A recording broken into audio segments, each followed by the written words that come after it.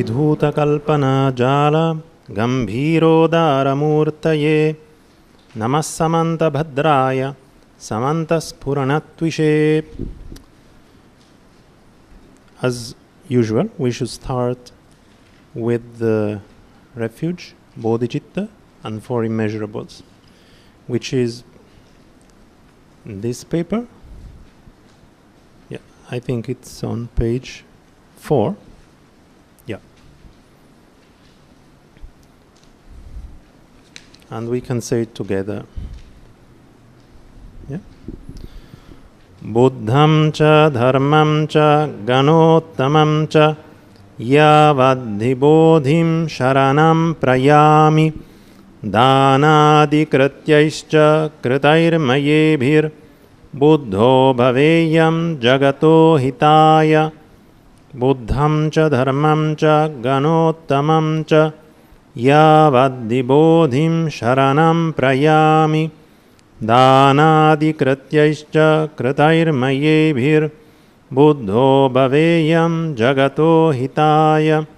Buddham cha dharmam cha ganottamam cha yavadhi bodhim sharanam prayami danadikrityaischa kritairmayebhir buddho bhaveyam jagato hitaya. Sattva sukhena samprayujyeran sattva dukkena viyujyeran sattva sukhena na viyujyeran sattva hitam labheran sattva sukhena samprayujyeran sattva dukkena viyujyeran sattva sukhena na viyujyeran sattva hitam labheran sattva sukhena samprayujyeran sattva dukkena viyujyeran sattva sukhena na viyujyeran sattva hitam labheran. Now we will repeat the verses that we have done so far for the Bodhicharya Avatara, and this we do by repetition, means I say it first and then you repeat. Om Namo Buddhaya Sugatan Sasutan Sadharmakayan. You know where this is? Okay, this text, page number 2. Sugatan Sasutan Sadharmakayan. So I say it and then you repeat. Sugatan Sasutan Sadharmakayan Pranipatya Darato Khilamscha Vandyan Sugatatmaja Samvaravataram Kathayishyami Yathagamam Samasat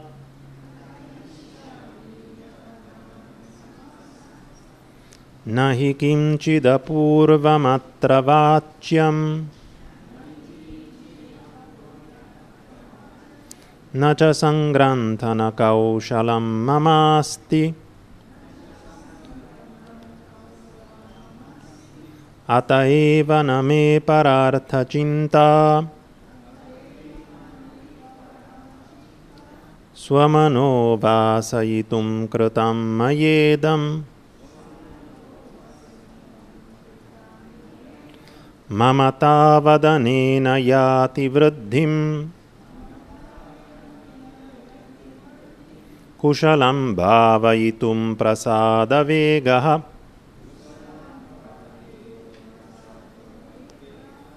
Athamatsamadhatureva pashyed Aparopyena matopi sarthakoyam Kshana sampadiyam sudurlabha pratilabdha purushartha sadhani यदि नात्र विचिन्त्यते हितं पुनरप्येष समागमः कुतः रात्रौ यथा मेघघनान्धकारे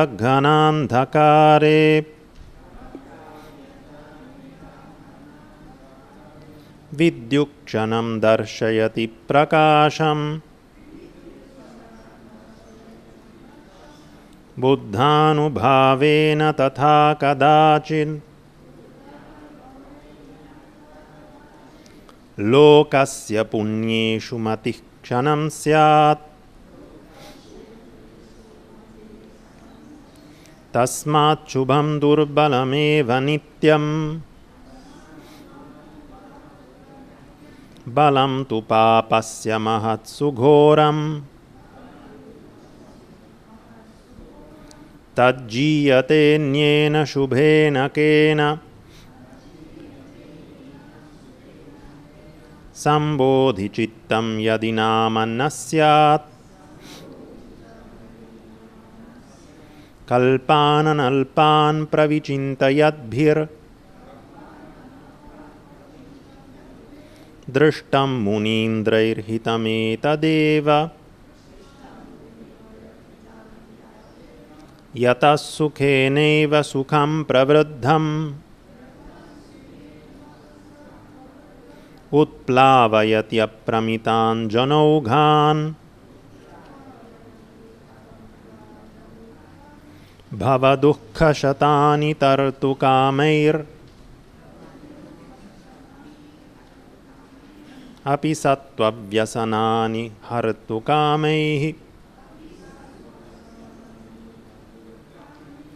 बहुसौख्यशतानि भोक्तु कामैर्न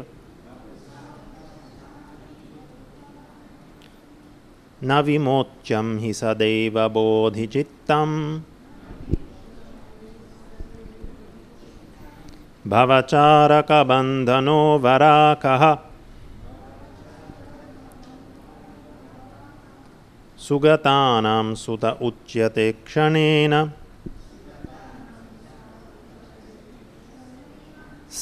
सनरामरलोकवन्दनीयो भवति स्मोदित एव बोधिचित्ते अशुचिप्रतिमामिमां गृहीत्वा जिनरत्नप्रतिमां करोत्यनर्घाम् रसजातमतीव वेदनीयम्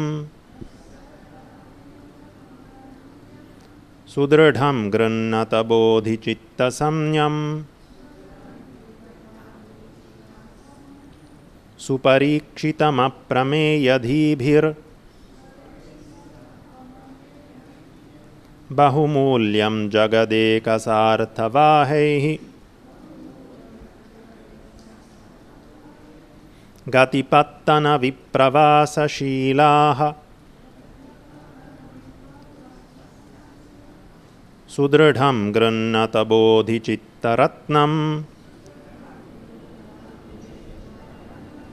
कदलीव फलं विहाय याति क्षयमन्यत् कुशलं हि सर्वमेव सततं फलति क्षयं न याति प्रसवत्येव तु बोधिचित्तवृक्षः कृत्वापि पापानि सुदारुणानि यदाश्रयादुत्तरति क्षणेन शूराश्रयेणेव महाभयानि नाश्रीयते तत्कथमज्ञसत्त्वैः. Oh, now I think that you missed 2 verses. You missed page 9. Did somebody make copies of page 9? So now you all have page 9. Okay.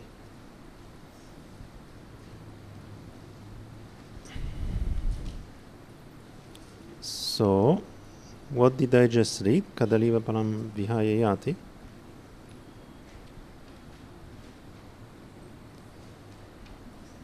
I actually just forgot what we just read. Did we read Kadaliva palam vihaya yati or Kratvapi? Kratvapi papani, right?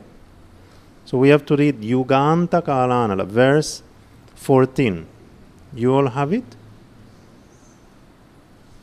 Yuganta Kalanala van mahanti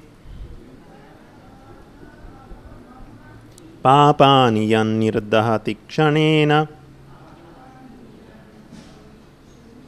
Yasyanu shamsana mitanu vacha Maitreya natha sudhanaya dhiman.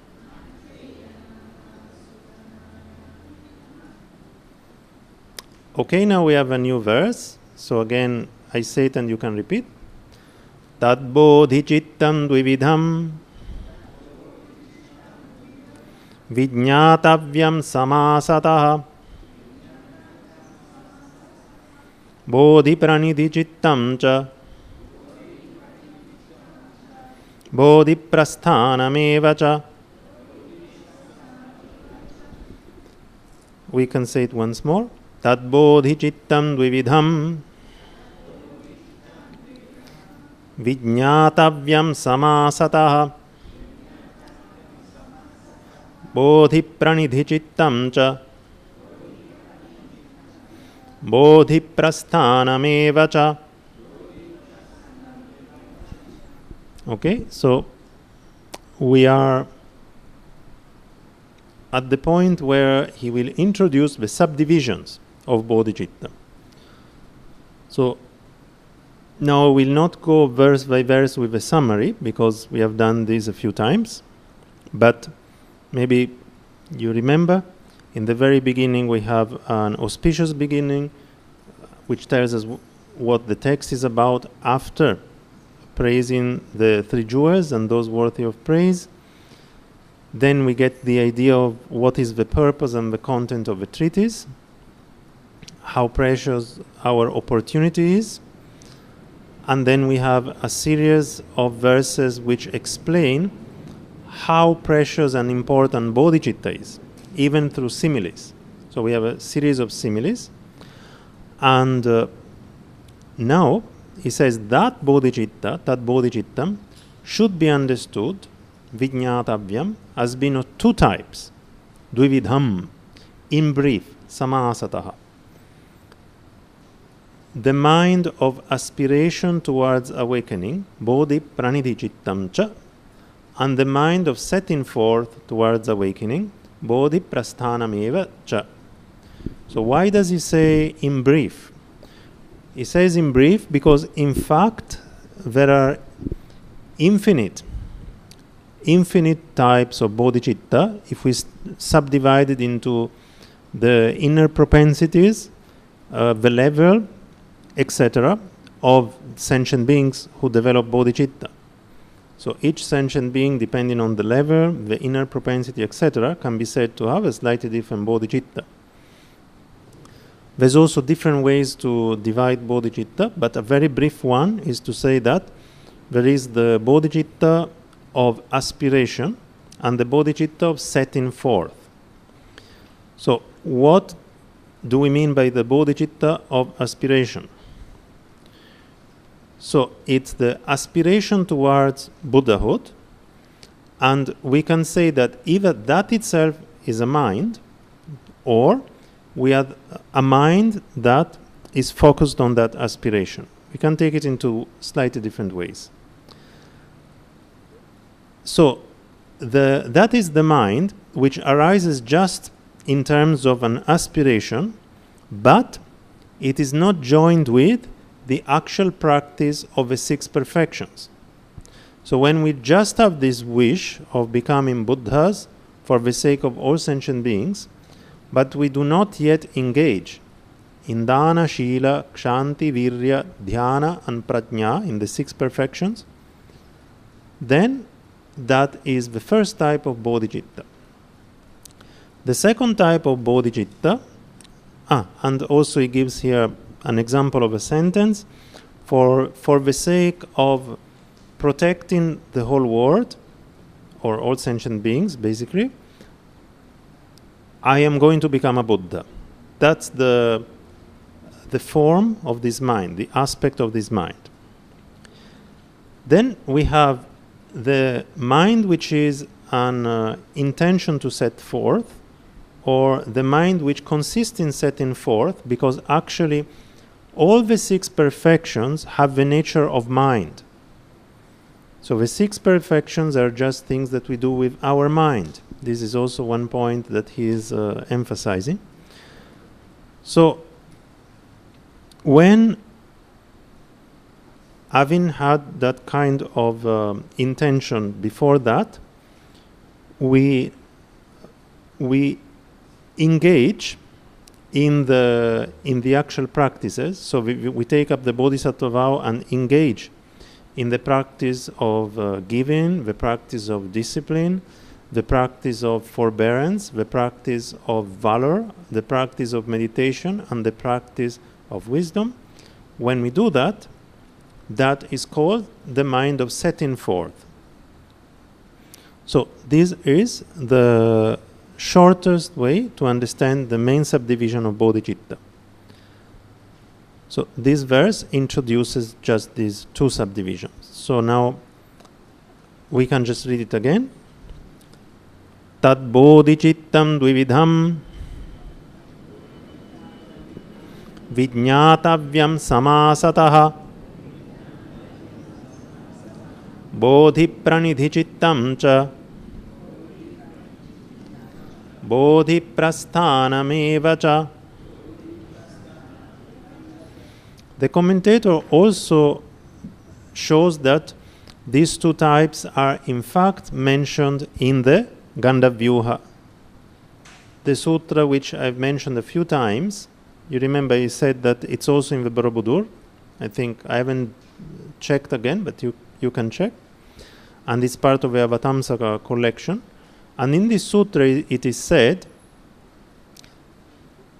that sentient beings who develop or make this mental aspiration towards unexcelled, perfect, complete awakening, so towards Buddhahood, in this world of sentient beings are very rare. And even rarer are those sentient beings who in fact set forth towards it. So who don't just make the aspiration, but really practice the 6 perfections. So these 2 types are mentioned explicitly in the Gandhavyuha Sutra. So once again, the commentator takes care to show that there's always a link between what Arya Shantideva is telling us and the textual basis of the Mahayana Sutras. Okay, but this verse maybe is not so difficult. We can more or less understand. The next verse gives us an example to clarify exactly what's the difference between these 2 types of bodhicitta. So now we can read it. Gantu kamasya gantuscha yatha bhedav pratiyate tatha bhedo nayornyeyo yatha sankhyena panditaihi gantu kamasya gantuscha yatha bhedav pratiyate tatha bhedo nayornyeyo yatha sankhyena panditaihi. So just like one can understand the distinction between someone who wishes to go and someone who actually is going, in the same way, wise people should understand in due order the difference between these 2.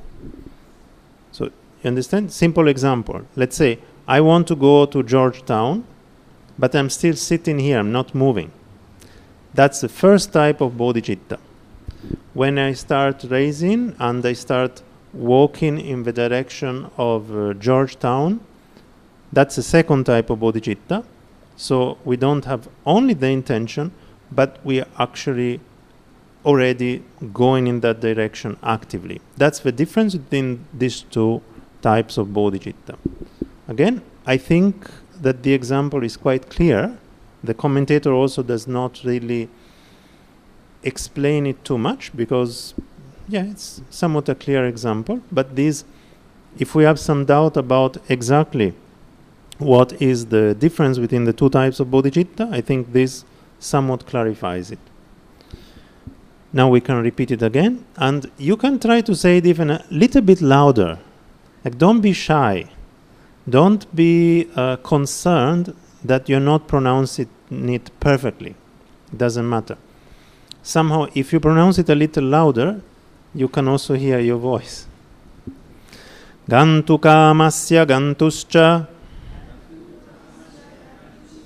yatha bheda pratiyate tatha bhedo nayor jneyo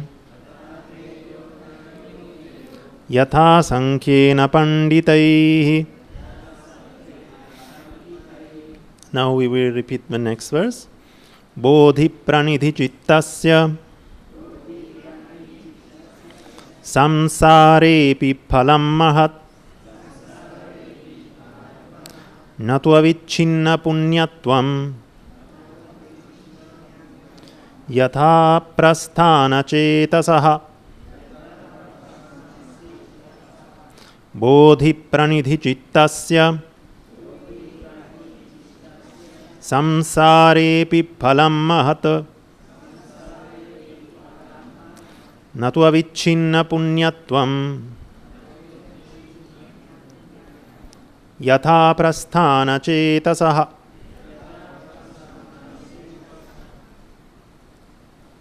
The first half of the verse tells us that for the bodhicitta of aspiration, so just this wish to become a Buddha for the sake of all sentient beings,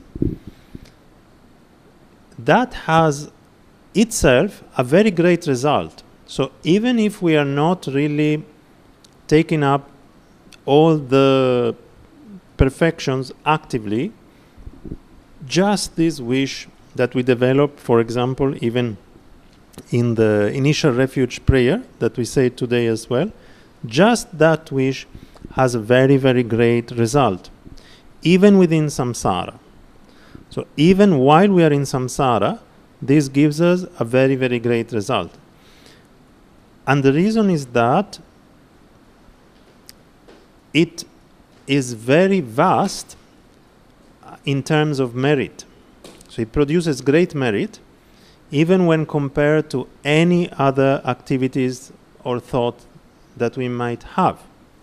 So just the thought, just the wish to become a Buddha for all sentient beings is going to give us a very, very great result, even within samsara, due to its ability to bring up an amazing amount of merit. And therefore, what we mean by the great result within samsara is that we will have the wealth of happiness or pleasure which comes from being born again and again in the higher realms. So if we develop bodhicitta, we develop such an amount of merit that it ensures that we have conditions for practice. So we will always be born in the higher realms, and we will be born in conditions which are favorable for practice. So that's a great result. And as you remember, we already know that it's a special kind of merit because we studied the verse which says, Kadaliva palam vihaya yati kshayamanyat kushalam hisarvameva satatam palati kshayam nayati prasavatyeva tu bodhicitta vrikshaha. The verse about the bodhicitta tree, which compares the usual merit. Usual merit is like the plantain tree. It gives birth to fruit one time, then it dies. but the merit which is associated with bodhicitta doesn't die out. It goes on until we obtain Buddhahood. How? If we remember to do the dedication of merit. When we do the dedication of merit, it's like putting a drop of water in the ocean. If you take a drop of water and that drop of water is on the ground on its own, you know it won't last very long. But if a drop of water gets lost in the ocean, in some sense we can think that it resists as long as the ocean is there. So similarly, if we join our merit, our meritorious activity with bodhicitta, and the way to do it is that when possible we begin with the intention of bodhicitta. In the middle we should apply the non-conceptualization of the three spheres, which means we don't grasp at the idea that I am doing this, I am here, like I am giving this, not that kind of attitude. We reduce that and we make our mind more in harmony with its nature, which is selflessness. And then at the end, we do the dedication of merit, dedication towards Buddhahood. If we do that, then our merit has that kind of quality. So this is what this is related to. It's related to that previous verse. And here we have two quotes from the sutras, again, two examples. Well, one is an example, and one is something that the Buddha told to a king. So the example is a diamond. If you think of a diamond, even if a diamond is on its own or broken, and here probably, I think here the word it's used probably means even if it doesn't have any further decoration, you just have a small diamond on its own, a piece of diamond, not even maybe very well prepared, not cast within some kind of golden ring or anything. But if you have a diamond, even in that state, it is still a diamond. It is still better than any other kind of gem that we might have, even if that gem is cast in a golden decoration, etc., etc. So it is said, in the same way, if you take bodhicitta, even when it is separated from the actual practice of the sixth perfection, so it's not cast in a very beautiful, elaborated jewel, still, when you compare it to all the other types of good qualities of Shravakas and Pratyeka Buddhas, hearers and solitary realizers, the ones who practice the non-Mahayana paths, still, it surpasses all of that, and it's still called bodhicitta. And just like if we have that diamond, in whichever form it is, it still takes care of our poverty. So if we have a diamond, even if it doesn't have all the decorations, golden ornament with it, etc., we still don't feel that we are poor anymore because we know its value. Similarly, bodhicitta removes all the misery of samsara. So the moment we have bodhicitta, we don't feel poor anymore. We don't feel like we are wretched and poor within samsara. So this is the quality of bodhicitta, that even if we don't have the opportunity to actively practice the six perfections, still, the moment we have bodhicitta, we have gotten rid completely of our misery within samsara. It doesn't mean that we are liberated. That's not the point. But our state within samsara has changed very much, and it's much more positive. As we said, it goes from happiness to happiness.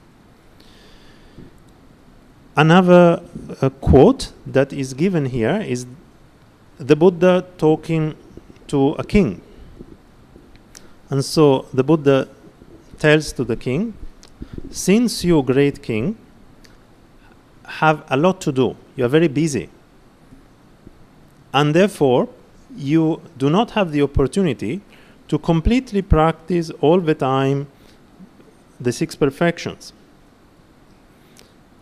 Well, what you should do is that when you are moving, when you're standing, when you're sitting, when you're laying down, when you're waking up, when you're eating, when you're drinking, all the time, remember your wish for Buddhahood. So remember the Bodhicitta all the time. Anything you're doing, and cultivate it. So, and actually this is something that we can always do. Just reminding ourselves of Bodhicitta, even if we are busy with something else, is something that we can do. It's just up to us to remind ourselves again and again.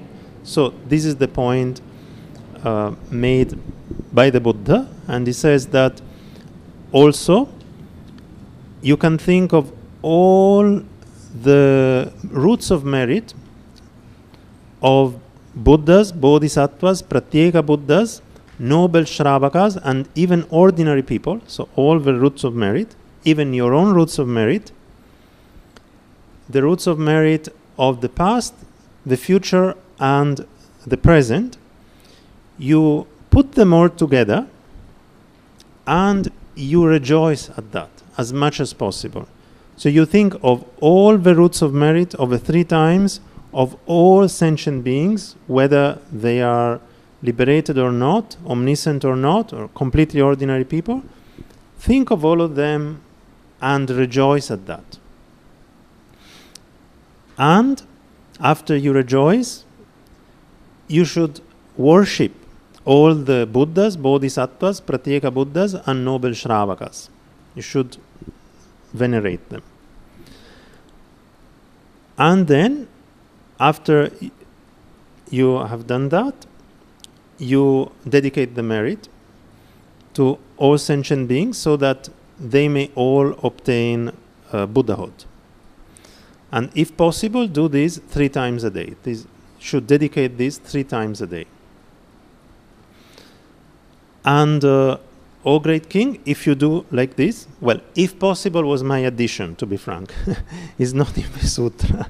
The Buddha doesn't tell the king if possible. So if you do like this, O great king, you are going to be able to take care of the kingdom and do all the necessary activities for the kingdom without harming those activities. And you see, he's talking to a king. At that time, now, nowadays we might have different ideas about kings. Sometimes he's more of a ceremonial figure. But at that time, the king was extremely busy. So the king here is the example of the busiest person we can imagine. I think that's part of the point. So if you do like this, you will be able to continue without any problem taking care of the kingdom, and at the same time you will start fulfilling the accumulations towards Buddhahood. So even just by doing the Bodhicitta of aspiration. Furthermore, by doing this, thanks to these roots of merit of Bodhicitta, thanks to their maturation, many times you're going to be born as a deity, many times you're going to be born as a human being, and when you are born as a deity or a sentient being, you will be also a king, a sovereign. So, this is just the result of the Bodhicitta of aspiration. Even if we don't have the time to practice actively the 6 perfections, the Buddha encourages us to be mindful of Bodhicitta whatever we do. And in practical terms, you can see that it doesn't require us to abandon our usual activities. So if our conditions are such that we cannot really abandon or reduce too much our usual activities, still we can do that. We can again and again develop this strong intention to become Buddhas for the sake of all sentient beings. Okay? the second part of the verse tells us that Natu avichinna punyatvam yata prasthana chetasaha. But it's not like the uninterrupted quality of merit like the one of the second type of bodhicitta, the bodhicitta of setting forth. So we already have an idea that we have very, very amazing merit from the first type of bodhicitta. The second type of bodhicitta has uninterrupted amazing merit. It's never interrupted, it's moment by moment. So its quality of being meritorious is even much greater than the previous one. The previous one is already really a lot, but the second one is completely uninterrupted. That's the quality of the second type of bodhicitta. The second type means once we actually start practicing the paramitas, the perfections. And here he just introduces it. So this verse it's just an introduction to the idea. The next two verses are going to offer us a better explanation. What do we mean by uninterrupted merit? So now we will read those two verses. Actually, before we read those two verses, let's read this verse just once more. Bodhi pranidhi chittasya samsarepi phalam mahat natu avichinna punyatvam yatha prasthana chetasaha. Now we will read verse 18 and 19, both of them. Yata prabhritya paryanta sattvadhatu pramokshane samadadati tatchittam anivartyena chetasa tataf prabhriti suptasya pramattasyapi anekashaha avichinnav punyadharaha pravartante nabhassamaha yataf prabhritya paryanta sattvadhatu pramokshane samadadati tatchittam anivartyena chetasa tataf prabhriti suptasya pramattasyapi anekashaha avichinnav punyadharaha pravartante nabhassamaha. So what this means, general meaning is, from that moment onwards, yataf prabhriti, one takes up that intention, that mind, samadadati tatchittam, towards the liberation of the infinite sphere of sentient beings, aparyanta sattvadhatu pramokshane, anivartyena chetasa, with a mind which does not turn back, which means with a mind which is joined with practice. Tataf prabhriti, from that moment onwards, suptasya, pramattasyapi anekashaha. Even if that person is sleeping, even if that person is completely distracted and with a scattered mind, from that moment onwards, avichinnaha punyadharaha, some uninterrupted streams of merit, nabhassamaha, which are as vast as the sky, pravartante, come about. And the commentator explained that when he says, even when he's sleeping, even when the person is or she is distracted, this is just an example. It means also when the person is walking about or standing or sitting down, eating, even if the person is fainted, still this merit continues to be produced. So, to give an idea, means every moment, every single moment, if somebody is practicing the second type of bodhicitta, if one has already started engaging with the 6 perfections, then infinite amounts of merit are produced. Now, you can get an idea of this also if you know how the vows work.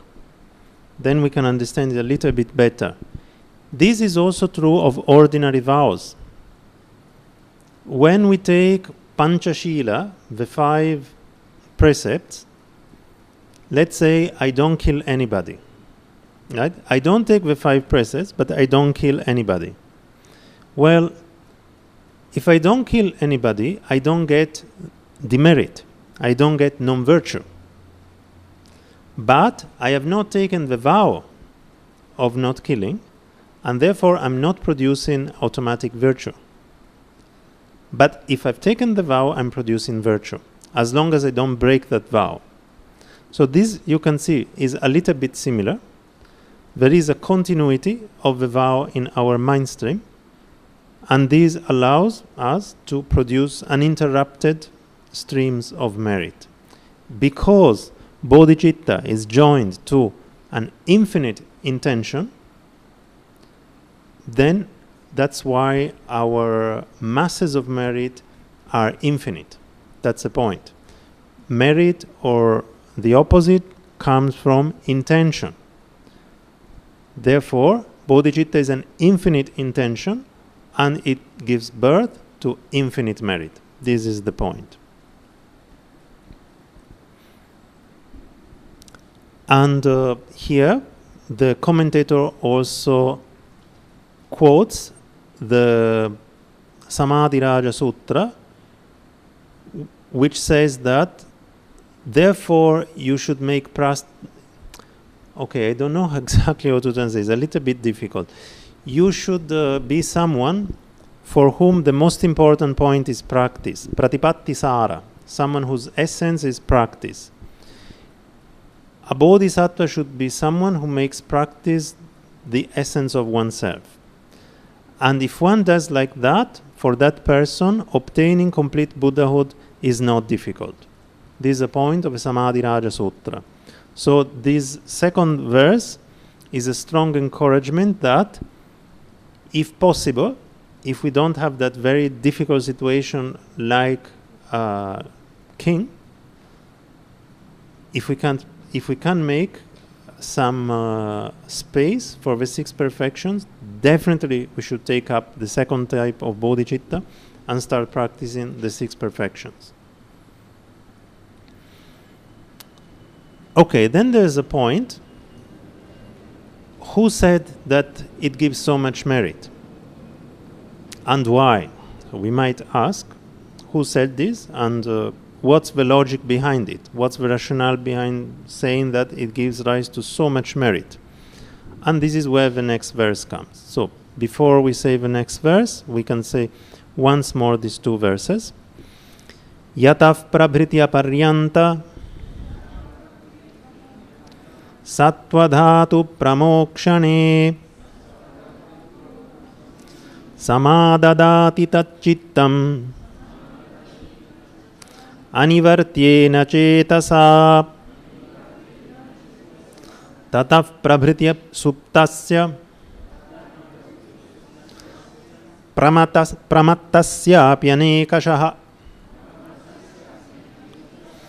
avichinna punyadharaha pravartante nabhassamaha. Now the next verse. Idam subahu prachayam sopapattika muktavan hinadi mukti sattvartham swayameva tathagataha idam subahu prachayam sopapattika muktavan hinadhimukti sattvartham swayameva tathagataha.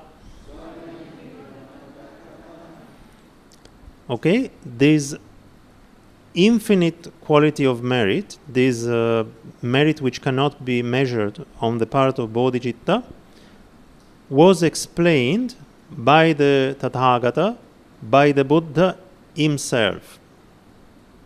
Where? In the sutra called Subahu Pracha, which means the questions of Subahu. In that sutra, the Buddha explained it. And how did he explain? Sopapattikam. He didn't just say it, he gave us a reason. So the Buddha explained it with reasons. He told us why Bodhicitta has got this immeasurable amount of merit. Now there's an important point that Shantideva makes, and I've already anticipated it. It's, well, whom did he say it for? He said it specifically for the people who are hinadimukti sattva, people who have a predilection or faith in what is lower or what is smaller, which means the Shravaka vehicle and the Pratyeka Buddha vehicle. And the commentator clarifies one important point which I have introduced earlier. You remember we discussed Gotra. Do you remember this word? Literally it means a family lineage. And I explained that this in the Mahayana teachings refers to an inner disposition. And there are 5 types of inner dispositions. The Shravaka, so the hearers, Pratyeka Buddha, and these 2 is for their own liberation. Bodhisattva, they want to obtain Buddhahood to help all sentient beings. Non-fixed Gotra means people who might practice in one way or the other, depending from the conditions. And lastly, the Chantika are those who cannot practice in any of this way, they just can have an improvement within samsara. Whether we take it as ultimate teaching or we take that in the end everyone will take up the Bodhisattva path, depending on which type of Mahayana philosophy we follow. So that's the general Gotra system. So what Prajnakarmati explains in the commentary is that these people of non-fixed Gotra can be swayed to practice in one way or the other. So for those people, when they start thinking, if I practice the Bodhisattva path, then it's going to take a very long time. It's going to take 3 uncountable eons. It's a very long time, so many lifetimes. And I have to practice all these perfections for a long time. Eventually, I have to give up parts of my body. It's difficult.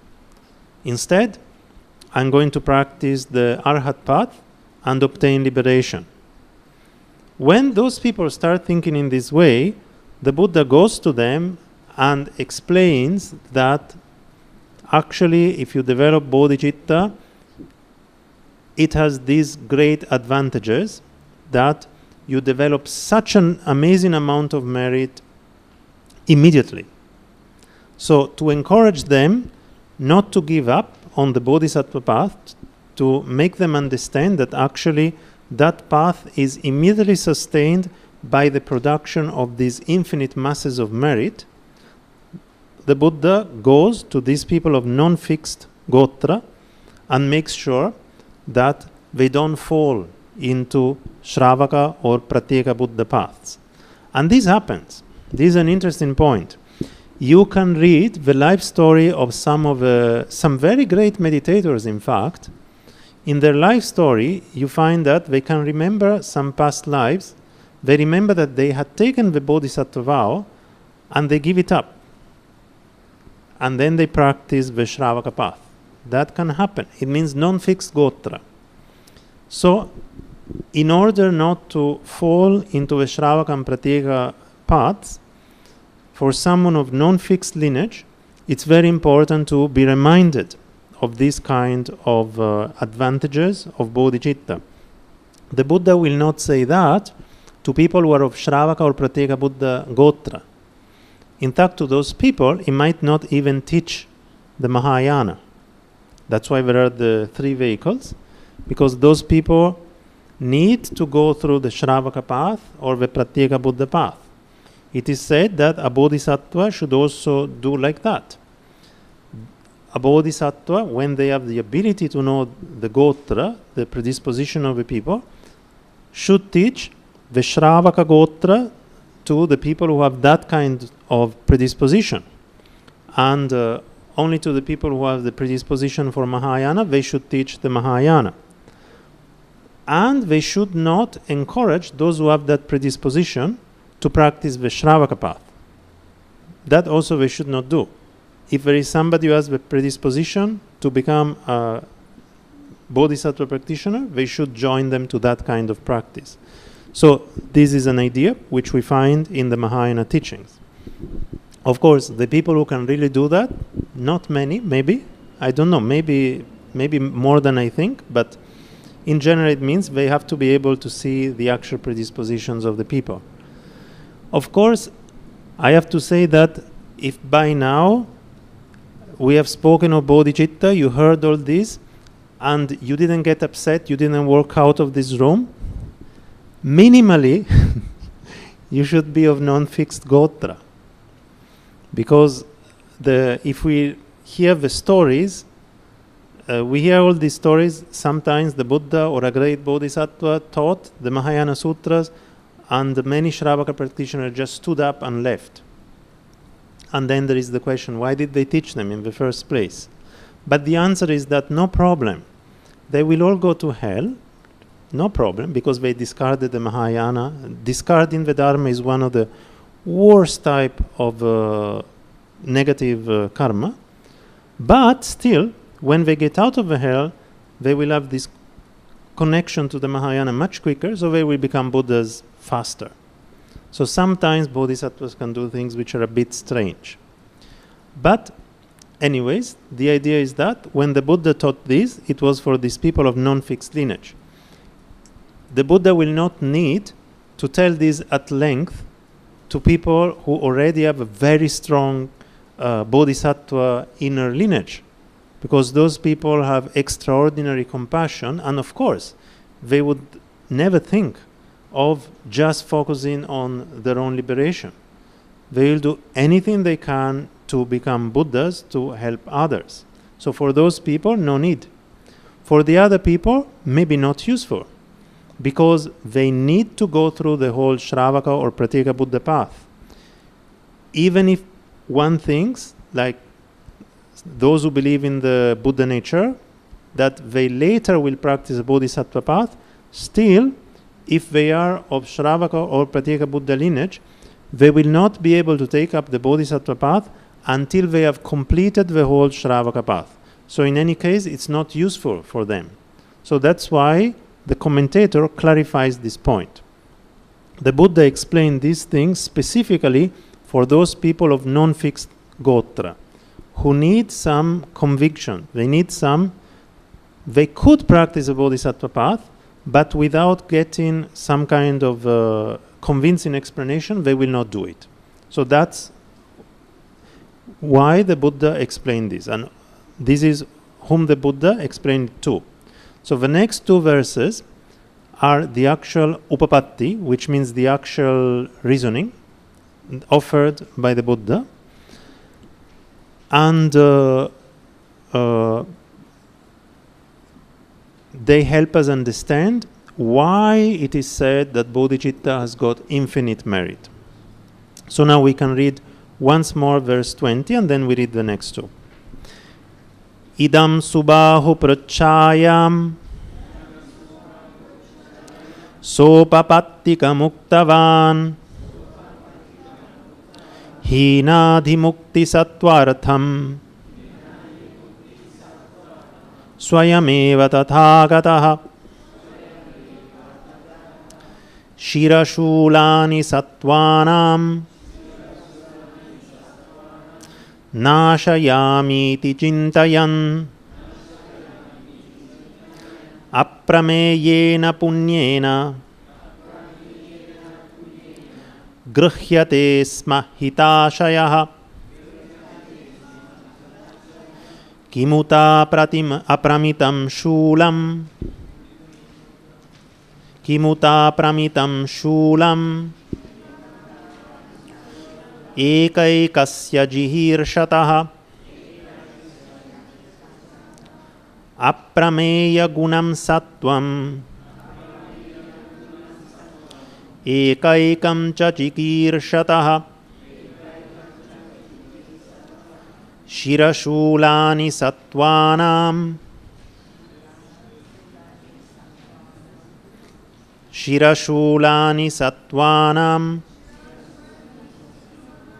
nashayamiti chintayan aprameyena punyena gruhyate sma hitashayah kimuta pramitam shulam ekaikasya jihirshataha aprameya gunam sattvam ekaikam cha chikirshataha. So this is the basic logic. The basic logic is, even a person who has got a wish to benefit, that person just thinks, I am going to destroy the headaches of sentient beings. Even not infinite sentient beings. This person thinks, here there are 100 people, they have headaches. I'm going to help them with that headache. I'm going to help them get rid of that headache. Even by thinking this much, this person gets a kind of immeasurable amount of merit, meaning a great amount of merit. This kind of wish to benefit is very meritorious. So if you think that this is already a great amount of merit, well, think of what kind of merit will come for somebody who wants to remove the infinite suffering of each and every sentient being. So each and every sentient being has the whole suffering of their own personal samsara, and somebody who develops bodhicitta wants to remove all that suffering, not just for one person, but for all sentient beings which are infinite. And they want to make them develop infinite good qualities. So each and every sentient beings should develop these infinite good qualities. This is the wish that the bodhisattva has. So if somebody has that wish, imagine what kind of merit they're going to have. And of course, the idea is that it's something that we cannot measure. If just wishing to remove somebody's or a few people's headache gives us very great merit, if we want to remove all the suffering of each and every sentient being, and they're infinite, and we want to make them obtain all virtues, and these sentient beings again are infinite, you can just imagine. So this is the logic which makes us understand that we will get immeasurable merit from bodhicitta. That's why we can understand the previous verse which says that we obtain these uninterrupted streams of merit which are equal to the sky. And therefore, just like Buddhahood is something which is obtained through a very great accumulation of merit, so also there is a great gain, a great profit in the Mahayana, because there is this very special accumulation of causes.